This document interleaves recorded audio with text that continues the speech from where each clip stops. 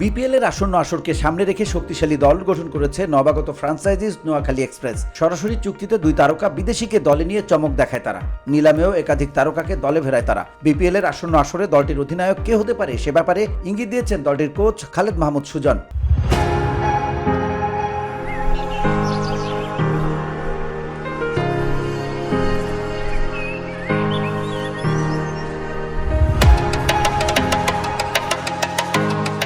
নিলামের আগে সরাসরি চুক্তিতে সৌম্য সরকারকে দলে ফেরায় নোয়াখালী। সুজনের প্রত্যাশা বাঁহাতি এই ব্যাটারি দলকে নেতৃত্ব দেবে, যদিও পুরো ব্যাপারটি নির্ভর করছে সৌম্যর উপর। তিনি অধিনায়কত্বের দায়িত্ব নেবেন কিনা সেটি এখন দেখার বিষয়।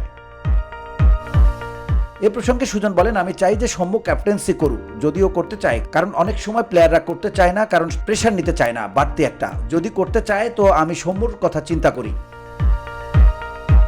সম্প্রতি রাইজিং স্টার্স এশিয়া কাপে আগ্রাসী ব্যাটিংয়ের ঝলক দেখানো হাবিবুর রহমান সোহানকে কিনে নিয়েছে নোয়াখালী এক্সপ্রেস।